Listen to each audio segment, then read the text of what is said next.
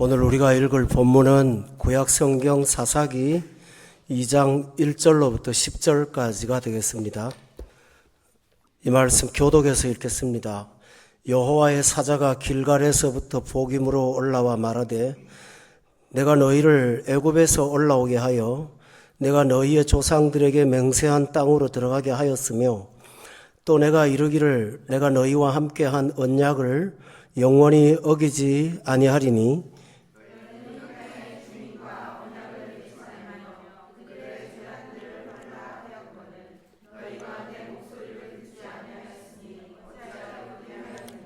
그러므로 내가 또 말하기를 내가 그들을 너희 앞에서 쫓아내지 아니하리니 그들이 너희 옆구리에 가시가 될 것이며 그들의 신들이 너희에게 올무가 되리라 하였노라.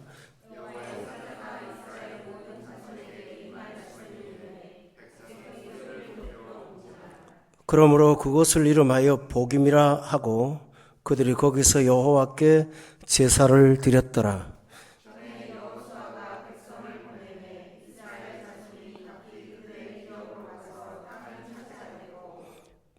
백성이 여호수아가 사는 날 동안과 여호수아 뒤에 생존한 장로들 곧 여호와께서 이스라엘을 위하여 행하신 모든 큰 일을 본 자들이 사는 날 동안에 여호와를 섬겼더라.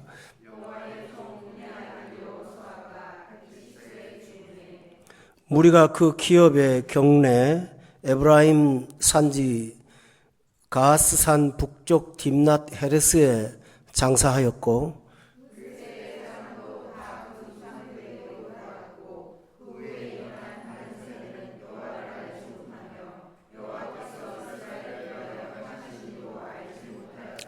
아멘. 오늘 1절에 보면 여호와의 사자가 올라왔다라고 되어 있습니다. 영어 성경에 보면 이 사자를 천사라고 번역을 해놓았습니다. 그러니까 사신이 아니고 어떤 영적 존재인 것 같습니다. 가끔 성경에 보면 하나님께서 사람을 쓰지 않고 천사를 쓸 때가 있습니다. 대표적인 예로 요셉과 마리아에게 천사가 왔죠. 와서 예수님의 탄생 소식을 알렸습니다. 또 예수님께서 공생애를 시작하실 때 40일 금식 기도하시고 시험을 받으셨는데 그때 천사가 시험 끝난 다음에 주님을 도왔다고 되어 있습니다. 그 외에도 베드로가 예루살렘 옥에 갇혔을 때 천사가 깨워서 보낸 적도 있고 또 바울 사도가 로마로 가는 배를 탔을 때 나타나셔서 바울 사도를 위로했던 그런 경우도 많았고요. 천사가 가장 많이 등장하는 성경은 요한계시록입니다. 계시록에 보면 거의 천사의 활동이 주무대라는 사실을 알 수가 있습니다. 가끔은 하나님께서 왜 천사를 쓰실까요? 사람을 쓰지 않고. 하나님은 사람에게 복음을 전파하라고 명령하셨는데 천사에게 복음을 전하라고는 하진 않으셨거든요. 천사의 역할은 히브리서에 보면 구원받은 하나님의 백성을 돕는 역할이라고 제한되어 있습니다. 그래서 하나님의 백성을 특별하게 사람이 없을 때 도울 때는 천사를 하나님께서 보냈습니다. 이스라엘 백성들이 가나안 땅에 들어와서 하나님의 명령대로 살지를 않고 온전하게 순종하지 않은 결과 가나안과 점점 혼합되기 시작을 했습니다. 가나안을 쫓아내려고 했는데 그들은 다 쫓아내지도 않았고 또 나중에는 가나안 사람들을 종으로 삼았고 또 가나안의 관습을 따라가면서 이스라엘 백성들은 하나님의 백성이라는 정체성을 점점 더 상실하게 됐습니다. 우리가 교회 생활을 하면서 주일날 예배드리고 은혜 받고 날 때는 참 신자와 같은데 밖에 나가서 우리가 대화할 때는 예수 얘기를 한마디도 하지 않는 세상 사람으로 금방 돌아갑니다. 그때 하나님께서 이런 변질을 막고자 천사를 보내셨습니다. 왜냐하면 이스라엘은 지금까지 여호수아라는 영역으로 무장된 지도자가 있었는데 그 지도자가 없을 때 하나님께서 비상수단으로 하나님의 백성들을 통제하고자 천사를 가끔 보내시는 것입니다. 따라서 우리가 신앙생활을 하는 가운데에도 우리도 알지 못하는 사이에 천사가 우리에게 다가오기도 하고 또 때로는 하나님의 말씀을 가지고 우리를 찾아올 수도 있다는 사실을 우리가 알 수가 있습니다. 하나님께서는 세상 사람들이 잘못을 했을 때는 그냥 놔두십니다. 로마서에 보면은 세상 사람들에게 하나님이 주시는 징계는 그냥 버려두는 겁니다. 그런데 이스라엘 백성, 하나님께서 자기 백성으로 정한 사람들이 잘못했을 때는 버려두지 않습니다. 버려두지 않고 개입하십니다. 사람을 보낼 수가 없으면 천사를 보내기도 하고, 천사를 보낼 형편이 못 됐으면 자연 환경을 이용하기도 하고, 어떨 때는 하나님께서 동물도 이용을 하실 때가 있습니다. 중요한 사실은 하나님의 백성들이 잘못하는 것은 반드시 개입한다는 사실입니다. 여러분은 세상 사람과 다르다는 사실을 한시라도 잊지 않기를 바랍니다. 세상 사람들은 그냥 넘어갈 수 있는 것이 우리는 절대로 넘어가지를 않습니다.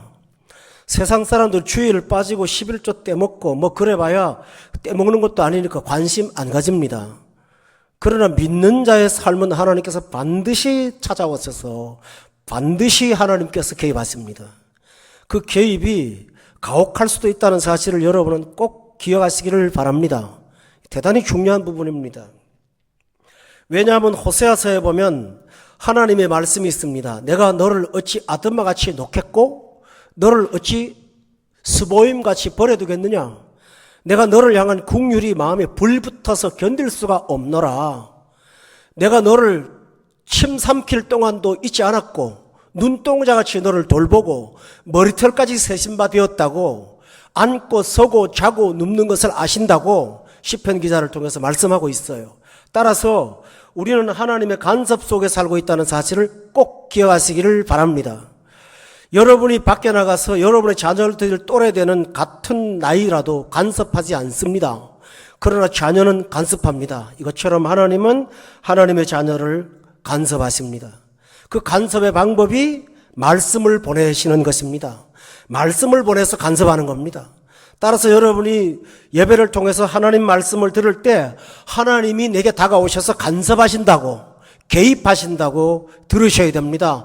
어떤 좋은 소리를 듣고 돌아가는 것이 아니라 영이신 하나님이 말씀으로 여러분을 만나는 것입니다. 이것이 바로 하나님의 사자가 올라왔다라는 뜻입니다. 저는 가능하다면 우리 삶 속에 하나님의 사자가 개입하지 않는 것이 좋다고 생각합니다. 왜냐하면 우리가 성령 충만하면 하나님께서 사신을 보낼 까닭이 없잖아요. 따라서 그것은 그다지 좋은 것은 아닙니다. 그렇지만 하나님은 간섭을 하시는데 1절에 보면 여호와의 사자는 영적 존재인데 길갈에서부터 복임으로 올라왔다라고 되어 있습니다. 여러분이 이 성경을 말씀을 들으면서 금방 깨달을 거예요. 영적인 존재는 일정한 주거지가 없습니다. 어느 동네에 사는 법이 없어요. 거주지가 뚜렷하게 따로 구별되어 있지 않습니다. 그런데 길갈에서부터 복임으로 올라옵니까? 그거는 상당히 의미가 있는 말입니다. 여러분이 평소에 성경을 읽을 때는 그냥 그런가 보다 하지만 여기에는 하나님이 깊은 뜻을 새겨 놓았습니다. 도대체 왜 길갈이라는 말을 쓸까요? 거기서부터 올라왔다는 상징적인 용어를 왜 쓸까요? 길갈은 이스라엘 백성들한테 아주 중요한 곳입니다. 여러분, 이스라엘 백성이 40년 동안 광야 생활을 끝내고 가나안 땅 처음에 들어왔을 때 제일 먼저 맞닥뜨린 것이 뭐냐 하면 요단강을 건너는 거였습니다. 그때는 요단이 물이 넘칠 때라서 요단강 물이 멈추지 않고는 건너갈 수가 없었습니다. 근데 여호수아가 하나님 앞에 모세처럼, 홍해를 가른 모세처럼 기도했습니다. 요단을 갈라달라고. 그리고 홍해를 가를 때와 다르게 요단을 건널 때는 법궤를 맨 이스라엘 백성들이 물에 발을 들여 놓았습니다. 그러자 요단물이 섰어요. 그리고 이스라엘 백성들이 요단을 건너서 가나안 땅으로 들어갔습니다. 그때 여호수아는 이 요단이 갈라졌던 그 사건을 그냥 잊어버리지 말자고 하면서 그 강복판에다가 12개의 돌을 세웠어요. 12개의 돌을 세우고 나중에 너희 후손들이 이 돌이 뭐냐고 묻거든 하나님이 가나안 땅에서 첫 번째 주신 기적이라고 말하라고, 하나님이 우리를 도왔다고 그 이야기를 하라고 교훈으로 삼으라고 기념비를 12돌을 세웠는데 거기를 이름하여 길갈이라고 한 것입니다. 또 하나 중요한 사실은 가나안 땅을 들어와서 요단을 건너서 들어오자마자 가장 먼저 맞닥뜨린 성이 여리고 성이라는 아말렉 족속의 성입니다. 여러분 기억하십니까? 이스라엘 백성들이 40년 동안 광야 생활에서 가장 많이 괴롭힘을 당한 족속이 바로 아말렉입니다. 아말렉 때문에 모세가 손들고 기도하고 싸웠던 거 기억합니까? 그래서 그때 하나님께서 아말렉 족속을 이 땅에 지상에 완전히 멸절시켜버리고 문도 세우지 말라고 말한 것을 여러분이 기억할 겁니다. 근데 그 아말렉의 대표성인 여리고성이 바로 눈앞에 있는 것입니다. 들어가야 됩니다. 싸워야 됩니다. 그런데 여리고성은 눈앞에 있는데 그 앞에 있는 넓은 60만이 있는 들판, 임시 주거지에 그곳은 길갈입니다. 갑자기 하나님이 명령하셨습니다. 40년 동안 광야 생활에서 광야의 노중에서 태어난 하나님의 백성들 중에 남자아이들은 할례를 받지 않았으니 여기서 할례를 받으라는 것입니다. 이것은 심각한 문제였습니다. 만약에 거기서 할례를 받으면 꼼짝을 못하니까 자기 자식들이 할례 받고 있는데 나이든 부모들이 내버려 두고 도망갈 수 있습니까? 여리고가 저 모습을 보고 쳐들어오면 죽는 거예요. 그런데 할례를 받으라는 말에 이스라엘 백성들은 믿음이 충만해서 그 말을 믿었습니다. 할례 받으라고 하신 하나님이 도와주실 거라는 사실을 믿었어요. 이스라엘 백성의 역사상 가장 믿음 좋았을 때가 길갈이었습니다. 길갈은 하나님과의 첫사랑의 장소입니다. 가장 뜨거웠던 장소입니다. 그런데 하나님께서 그 길갈에서부터 사자를 보낸다고 하는 데는 의미가 있습니다. 너희들이 옛 신앙, 순수했던 첫 번째 신앙, 호세아서는 말하기를 너하고 나하고 약혼하고 혼인생활을 신혼을 보냈던 곳이라고 말합니다. 그곳으로 돌아가라고, 그 정신으로 돌아가라고 길갈에서부터 여호와의 사자를 보냈습니다. 하나님, 예수님께서 부활하신 다음에 이스라엘 제자들한테 부활하시기 전에도 말씀하셨어요. 내가 3일 만에 부활하면 너희를 갈릴리에서 만날 거라고. 왜 예루살렘이 아니고 갈릴리에서 만날까요? 갈릴리는 예수님의 제자들이 예수님을 처음 만나서 영적으로 제자 훈련 받은 곳입니다. 거기서 기적도 경험했고 거기서 은혜도 받았습니다. 예수님께서 부활하신 다음에 그 훈련의 첫사랑의 장소로 돌아가서 다시 시작하자고 하신 것입니다. 따라서 길갈에서부터 올라왔다는 말은 바로 이런 중요한 의미를 갖고 있습니다. 이스라엘 백성을 다 모아놓고 천사가 말하기를 나는 길갈에서 왔소 라고 말했을 것입니다. 그때 그들은 길갈이 뭔지를 금방 알아챘었지 않습니까? 왜냐하면 길갈을 경험한 사람들이기 때문입니다. 그런데 또 하나 중요한 것은 길갈에서부터 복임으로 올라왔다라고 되어 있습니다. 그런데 원래 원지명은 복임이 아닙니다. 거기는 그냥 가나안 땅이고 빈 들판이에요. 이름이 없어요. 그냥 허허벌판이에요. 한국에 신도시가 생기기 전에 벌판은 그냥 논바닥판이잖아요. 그러나 신도시가 생기고 나면 그 동네에 이름을 부여하는 것처럼 복임이라는 뜻은 원래부터 있던 것이 아니고 본문 2장에 5절에 보면 그날 이름을 지은 거예요. 그러므로 그것을 이름하여 복임이라 했다라고 돼 있어요. 그러니까 길갈에서부터 왔지만 복임까지 온 것이 아니라 그 장소를 복임이라고 했다고 한 것입니다. 근데 이 복임이라는 단어의 뜻은 무엇이냐 하면 1번 해놓고 5번에 보면 우는 자들이라는 뜻이 있습니다. 다시 말하면 회개의 자들이다 그런 뜻입니다. 회개하는 자들 이런 뜻이 있습니다. 길갈은 첫사랑의 장소입니다. 그런데 길갈에서 출발해갖고 변질됐습니다. 그래서 중간에 회개의 장소가 필요합니다. 거기가 바로 복임입니다. 우리가 신앙생활을 하면서 이 부분은 굉장히 중요합니다. 많은 사람들이 복임이 없는 거예요. 길갈은 있어요. 근데 중간에 내 자신이 변질됐고 삐뚤어졌고 잘못된 부분들을 고치는 쉽게 말하면 정비장소인 복임이 없는 거예요. 우리는 매주 신앙생활을 하면서 예배를 드리면서 이 예배의 장소가 바로 여러분에게 복임이 되어야 되는 것입니다. 아, 복임에 왔구나. 내가 세상에서 미친 짓을 하다가 복임에 돌아왔구나. 여기서 회개하고 다시 한번 새롭게 되어서 돌아가자. 이것이 바로 복임입니다. 저는 여러분에게 원합니다. 여러분이 드리는 예배 장소가 날마다 복임이 되시기를 주의 이름으로 축원합니다.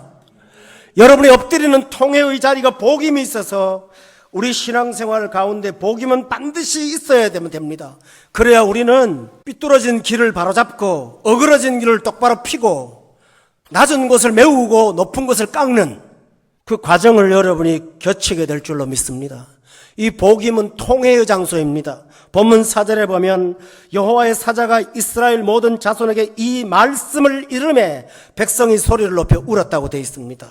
여러분, 여기서 중요한 것은 그냥 우는 것은 회개가 아니고 복임도 아닙니다. 말씀 듣고 우는 게 복임이요 회개입니다.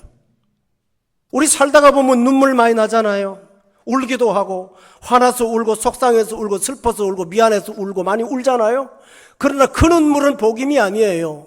말씀 듣고 우는 눈물이 복임이라고요. 다시 말하면 하나님의 말씀에 반응하여 우는 것이 바로 복임이에요.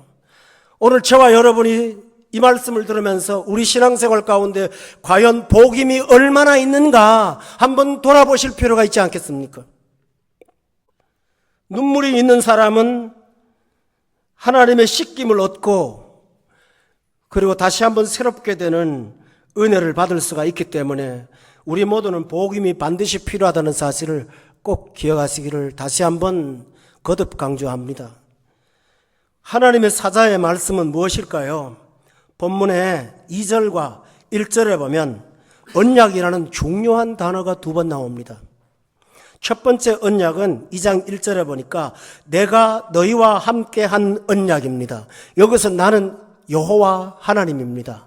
하나님이 당신의 백성들인 이스라엘 백성들과 체결한 언약을 여기서 내가 너와 함께한 언약이라고 했습니다.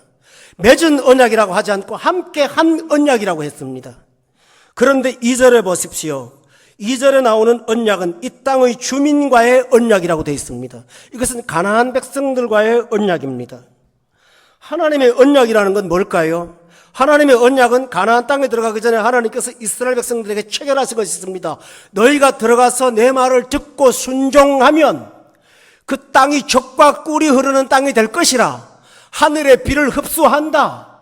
원천의 샘이 터진다. 그 땅은 하늘의 은총을 흡수하는 땅이요 너에게 복을 줄 땅이라고 분명히 말씀하시면서 순종하면 복받는 것, 이것이 바로 하나님과 이스라엘 백성들 사이에 세운 언약입니다. 그러니까 가나안이 흉년이 들든 가나안이 풍년이 되든 못 살든 잘 살든 상관없이 이스라엘 백성들의 자원은 순종입니다. 농사를 잘 짓는 기술이 있어서 잘 사는 것도 아니고 땅을 많이 뺏어가지고 넓은 땅 때문에 잘 사는 것도 아니고 기계를 개발해갖고 좋은 연장이 있어서 남보다 더 일을 많이 해서 소출을 많이 얻는 것도 아니고 그 땅의 기후가 좋아서 비가 더 많이 오는 것도 아니고 순종하면 하나님이 복 주신다. 이게 이스라엘 백성들의 원리만이 아니라 우리 모두의 원리라는 사실을 기억하십시오, 여러분. 굉장히 중요합니다. 하나님의 백성들의 삶은요, 여기 갔다가 저기 가면 더 잘 살까? 그게 아니에요. 어느 장소든지 순종하면 복 주시고 순종하지 않으면 복이 없는 것. 우리는 언약의 백성들입니다. 굉장히 중요한 내용입니다, 이게 여러분들이요. 그런데 예수 믿는 사람들이 그 언약보다는 이 땅 주민과의 언약을 생각합니다. 어디 가면 내 인생의 길이 열려, 그 사람들의 삶을 따라가면 열려, 그 사람들의 방법을 따라가면 열려, 이것이 이 땅 주민과의 언약입니다. 그러나 우리는 육신적으로 생각할 때는 하나님과의 언약은 아무것도 보이질 않는 거예요. 그냥 말씀을 믿는 거잖아요. 불안해요. 그러나 세상의 사람들에 보면 그 결과들이 눈에 보여요. 어떤 사람이 이렇게 살았더니 이렇게 살았고 이렇게 돈 벌었고 이렇게 했고 수단 방법이 보이잖아요. 하나님을 순종하는 것은 도대체 앞뒤가 안 보이는 거예요. 그러나 세상 사람들이 하는 방법은 전부 다 책에도 나와 있고 미리 말하는 사람도 있고 처세술도 있고 돈 버는 방법도 있고 다 따라가는 방식이 있으니까요. 그래서 우리 예수 믿는 사람은 하나님과의 언약은 팽개쳐버리고 이 땅 주민과의 언약을 매우 소중하게 생각하는 이중성이 있다는 사실을 여러분 아십니까? 왜 그들이 하나님의 언약을 버리고 이 땅 주민과의 언약을 체결했을까요? 딱 하나입니다. 생활이 안정되려고. 안정된 생활이 거기 있다고 생각하는 거예요. 그래서 쫓아내지 않고 가나안을 부려먹고 했던 거예요. 기억하십니까? 지난주에? 우리 예수 믿는 사람들이 하나님에게는 구원이 있다는 걸 믿는데요, 삶의 안정이 있다는 사실을 못 믿어요. 하나님에게 구원이 있고 천국이 있다는 사실을 믿는데요, 오늘의 삶의 근거가 그분에게 있다는 사실을 의식을 안 하는 거예요. 그것이 바로 뭔지 압니까? 하나님과의 언약은 버리고 이 땅 주민과의 언약을 체결하는 거예요. 왜 언약이라고 할까요? 이 땅 주민과의 언약이라고 할까요? 이 세상 사람의 방식을 따라 살지 않으면 안 되니까 그러는 거예요. 현대의 기독교의 모습은 바로 여기에 있어요. 하나님은 구원의 하나님이지 언약의 하나님이 아닌 거예요.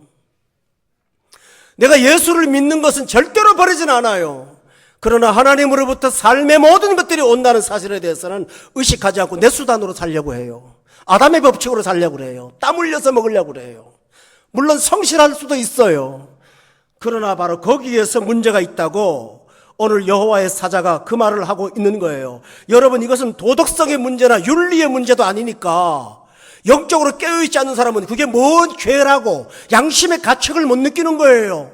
여러분의 옆집에 여러분의 딸아이가, 아들아이가 옆집 장난감을 하나 훔쳐오면 여러분이 아마 매를 들고 때릴 거예요.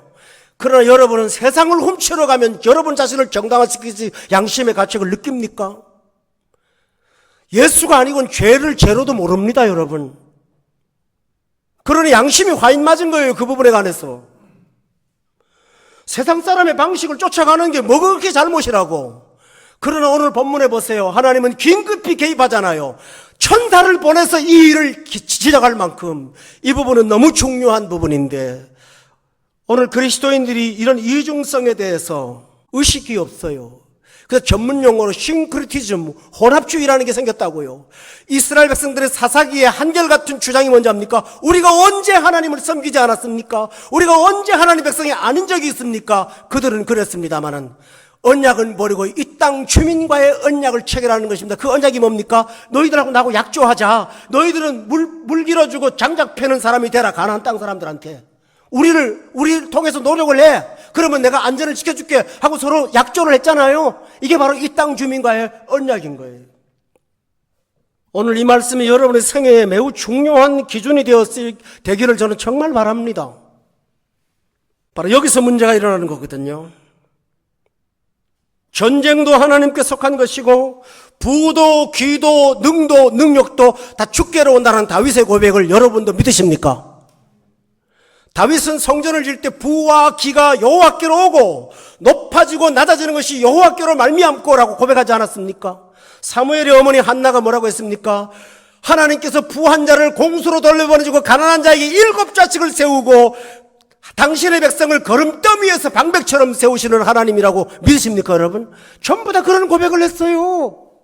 그러니까 그들은 구원의 하나님이 아니라 언약의 하나님이라는 사실을 끝없이 고백한 걸 여러분이 믿으세요? 바로 우리의 그런 신앙 고백이 필요한 거예요. 그들이 가나안 땅에 들어가는 궁극적인 목적이 뭡니까, 여러분? 여기 본문에 보면 본문 2장 2절에 그들의 제단을 헐라고 하나님께서 명령하셨어요. 가나안 땅은 정복하러 들어가는 것이면 영적인 정복으로. 그런데 시간이 갈수록 그들은 그 제단을 허는 것이 아니라 제단을 가나안 사람보다 더 음란하게 숭배하기 시작했습니다. 그 까닭이 있습니다. 지난번에 말씀드렸죠. 가나안은 농경사회입니다. 농사를 짓는 동네라고요. 옛날에 농사는 미신과 전부 연결되어 있다는 거 아십니까? 한국도 그랬어요. 저 어릴 초등학교 다닐 때부터 그때도 그랬다고요. 지금도 그러고 있어요. 시골 가면. 그 농사와 미신과의 관계는 뗄래야 뗄 수가 없어요. 가나안의 제단이 뭔지 압니까? 말씀드릴게요. 미신 섬기는 거 마지못해 하는 거 아니거든요. 인간의 오감을 자극하는 온갖 요소가 그 가나안의 제단에 있어요. 가나안의 신의 대표신은 바알이라는 신이에요. 바알. 이 바알이 어떤 신이냐 하면요, 풍요의 신이라는 상징이 있어요. 오늘날 기독교가 풍요를 지향한다면 그것은 바알을 섬기는 거거든요.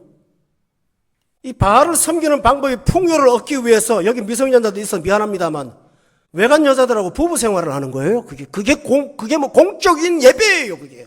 그러니 이스라엘 백성들이 아침마다 눈 뜨면 모세를 통해서 쉐마 이스라엘 하고 하나님 말씀을 지겹도록 들었는데, 그거보다는 모여가지고 먹고 마시고 놀고 춤추고 못된 짓 하고 온갖 오감을 만족시키니까 세상에 이런 예배가 어디 있어요?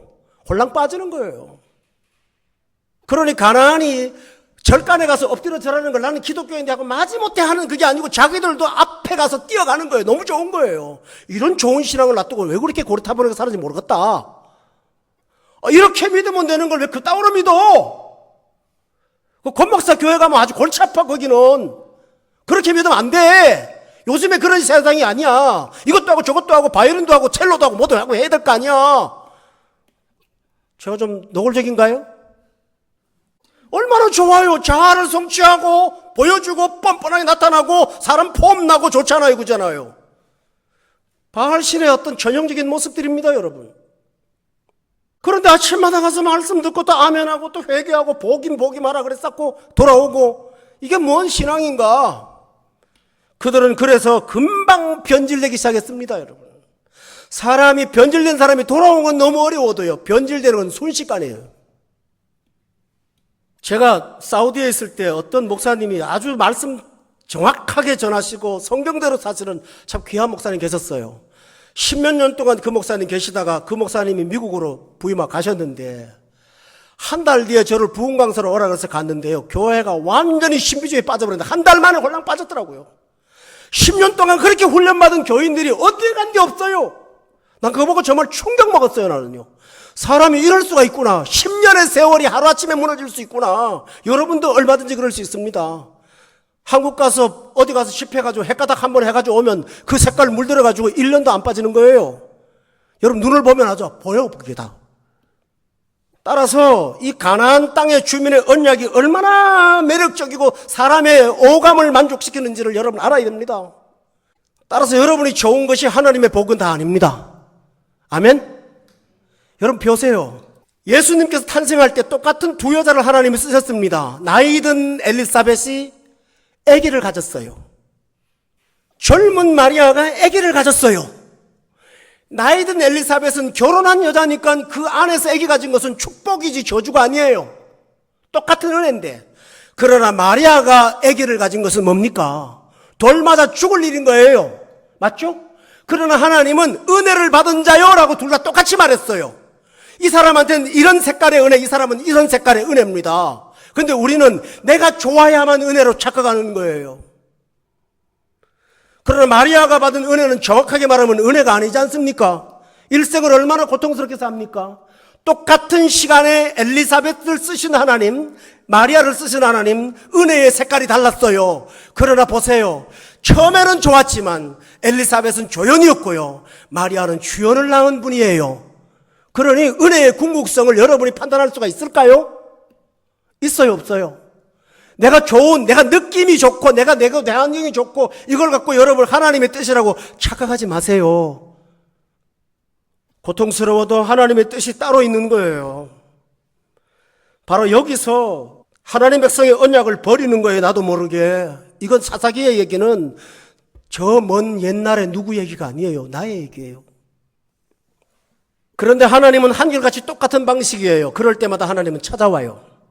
아담이 선악과를 따먹었을 때 동산중앙에 찾아오셨지 않습니까? 와서 아담아 어디 있느냐 물었지 않습니까? 그리고 내가 먹지 말라는 선악과를 왜 먹었느냐고 말하지 않았습니까? 이것처럼 사자를 보내서 왜 제단을 걸지 않고 그 땅의 백성들과 언약을 맺느냐고 강하게 질타하고 있습니다. 여러분이 하나님 말씀을 들으면서 양심의 느낌이 올 때마다 하나님이 나를 찾아오셨구나, 아멘, 주님이 나를 찾아왔구나 받으시길 바랍니다. 제가 아침마다 여러분께 보내드리는 묵상글을 여러분 보십니까? 가끔 가다가 어떤 분의 글을 인용할 때는 인용을 분명히 씁니다. 그러나 그 나머지는 전부 하나님과 교제하고 묵상하는 가운데 주어지는 글들을 써놓습니다.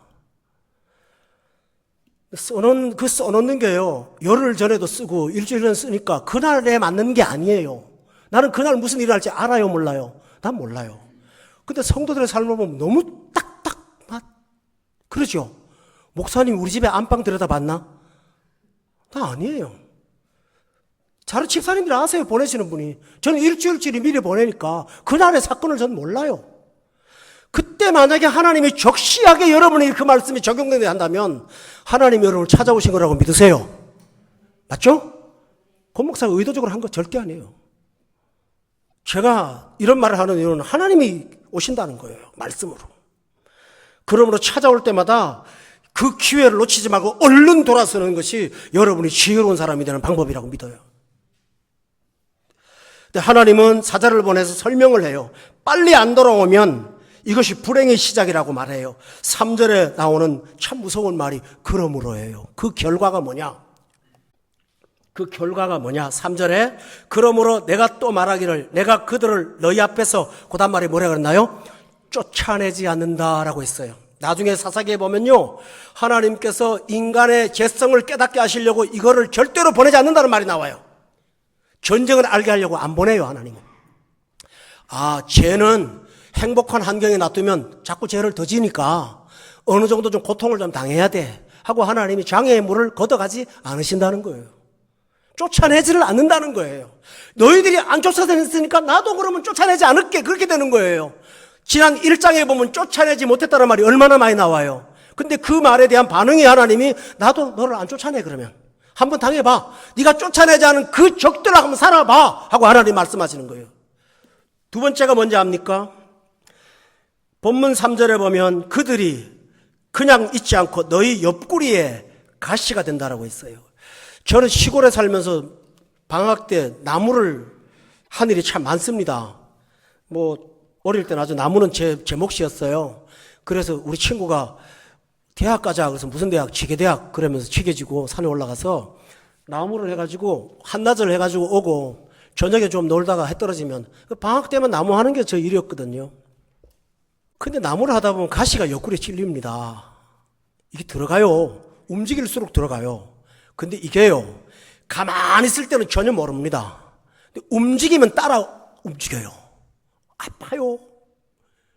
이스라엘 백성들이 옆구리에 가시가 됐다는 말이 뭔지 압니까? 내가 아무 일도 안 할 때는 계획하고 머릿속에 생각할 때는 아주 좋아요. 그러나 일단 시동 걸어보세요. 가시가 같이 움직여요. 일단 움직여보세요. 가시가 움직여요. 옆구리를 찔러요. 계획 속에는 환상도 꿈꿀 수 있어요. 하와가 먹음직하고 보암직하고 탐스러울 때는 가시가 없었어요. 그러나 먹자 말자 옆구리에 가시가 시작된 거 아십니까? 이게 옆구리에 가시예요. 그러니까 안 움직일 때는 영적인 자각도 없어요. 깨달음도 없어요. 지금 하나도 문제가 없으니까. 그러나 막상 나가서 현장에 나가면 그 가시가 움직움직. 제 학교 가서 공부를 하려고 하면 이게 옆으로 가시가 움직움직 하니까 그거 뽑아달라고 우리 어머님한테 여러 번 그런 적 있어요. 여러분 아마 기억날걸요? 손가락 같은 데 가시 들어가면 안 건드리면 안 아파요. 근데 탁 건드리면 아프잖아요. 이거하고 똑같은 거예요. 하나님이 그렇게 징벌한 것이 아니라 그들이 옆구리의 가시를 스스로 만든 거 아닙니까?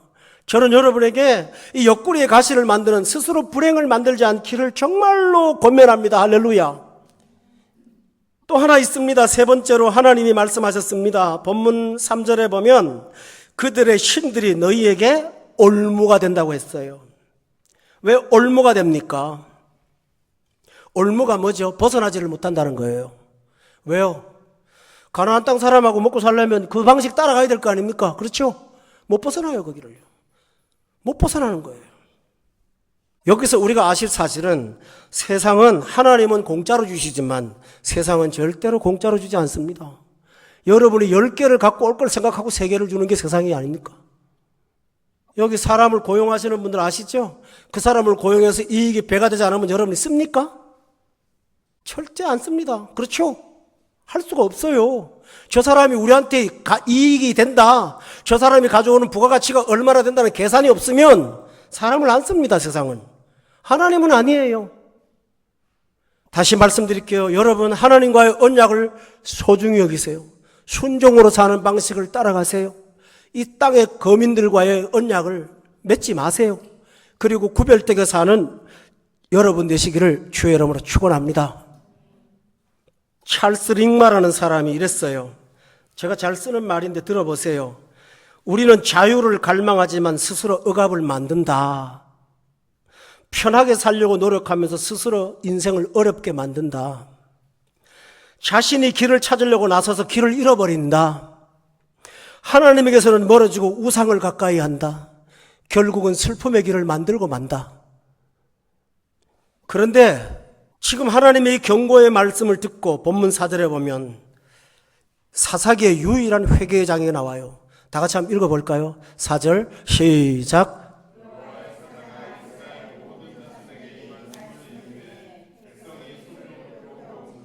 여러분이 성경 66권을 보면요, 하나님의 말씀을 듣고 소리 높여 운 장면이 몇 번 없어요.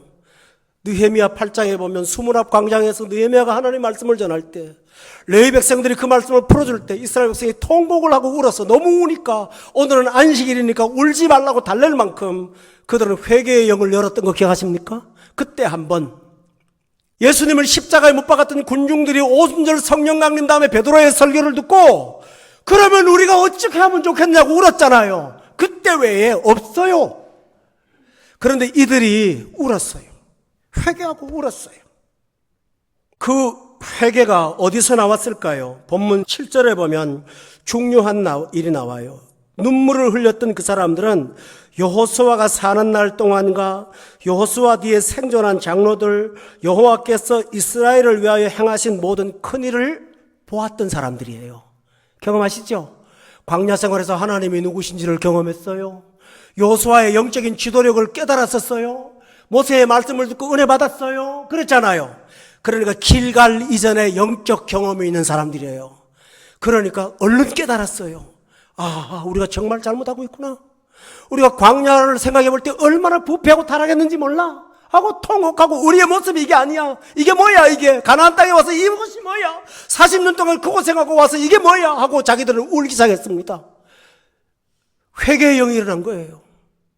여러분, 언제 우리가 회개할 수 있습니까? 지난날에 내 자신의 고상한 모습들을 돌아보면서 오늘 내가 집 쌓이면서 이렇게 부패한 모습으로 사는 것이 그날의 내 모습과 비교를 해보라고요. 이건 아닌데 하고 돌아올 수 있지 않겠습니까? 서울에 어떤 목사님이 간증을 하시더라고요. 돈을 하도 잘 벌어갖고 술 먹고 온갖 못된 짓 다 하고 그러면서 어느 날 새벽에 동이 틀 무렵까지 술 먹고 못된 짓 하다가 집에 와서 자기 아내가 쓴 머리맡에 쓴 일기장을 보면서 갑자기 눈물이 쏟아졌는데 그날 그분의 마음속에 자신이 너무 더럽게 느껴지더래요. 자기가 너무 구질구질하고 지저분하고 그 못 견디겠더래요. 그래서 그날 회개하고 새 사람이 됐다고 그 간증을 하시더라고요. 이것처럼 옛날에 거룩했던 삶을 기억했던 이 백성들이 이거는 내 모습이 아니야 하고 하나님 앞에 엎드리는 거예요. 교우 여러분, 여러분이 그렇게 사시기를 예수 이름으로 축원합니다.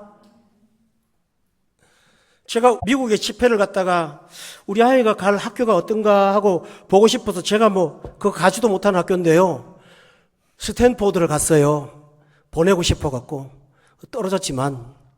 그것도 누가 그러대요. 옆에 학교가 또 하나, 캘리포니아 버클리가 있는데 그 학교도 아주 좋은 학교래요. 랭킹에 올라가는 학교래요. 그래서 우리 집사람하고 목사님한테 그 버클리 좀 갔다 오자고 갔어요. 스탠포드 앞에는 가게도 하나 없고 교회도 있고 안에 경건해요. 근데 버클리 앞에 보니까 이대 앞에하고 똑같아요. 이대가 거기도 닮았는지 그 스탠포드 버클리가 닮았는지 잘 모르겠어요. 근데 더 심각한 거는 그 버클리 학교 교내 안에 무지개 깃발을 교회에다 걸어놓은 거예요. 그게 뭔지 아시죠? 우린 동성애 환영합니다. 그 얘기예요. 우리 둘이서 보면서 구질구질하고요. 내가 아무리 공부 잘해도 우리 아이 여기 내가 버클리 나쁘게 말할 건 아니지만 여기 못 보내겠다 여긴.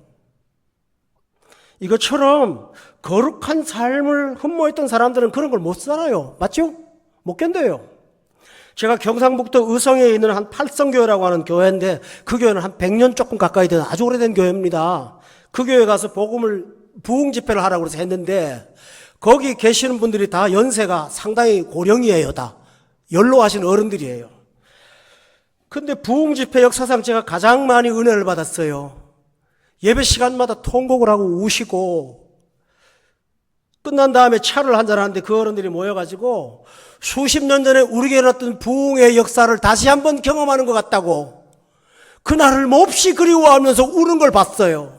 이것처럼 이스라엘 백성들이 여호수아가 사는 날들의 영적인 경험, 하나님이 행하신 일을 본 경험, 이것이 그들을 복음의 사람으로 만들 수가 있었어요.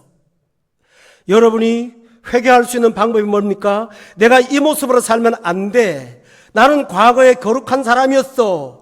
그거를 돌아보면서 하나님 앞에 회개의 영으로 날마다 복음을 만들어 가시기를 주의 이름으로 축원합니다.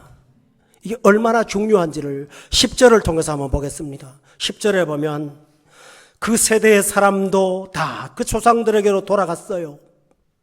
그 후에 일어난 다른 세대는 여호와를 몰라요. 여호와께서 이스라엘을 위하여 행하신 일도 몰라요. 그러니까 11절에 그 자손들이 이제는 숨어서 못된 짓 하는 게 아니라 아주 드러내놓고 목전에서 악을 행하며 바알을 섬겼다고 돼 있어요. 신앙의 차세대들이 이렇게 부패하고 타락해진 것입니다.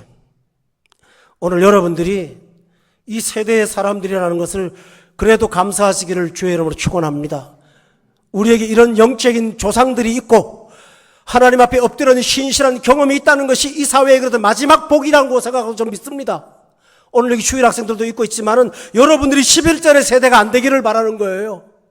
여호와도 모르고 아무것도 모르고 여호와의 목전에 악을 행하는 점점 타락해가는 이 마지막 세대가 아닌 여러분이 본문 7절에 나오는 세대로서 복음의 역사를 만들면 자손들이 그걸 보면서 하나님을 경외하지 않겠습니까? 정리해서 말씀드리고 마치겠습니다. 사사시대 백성들의 문제는 도덕적인 문제가 아니었습니다.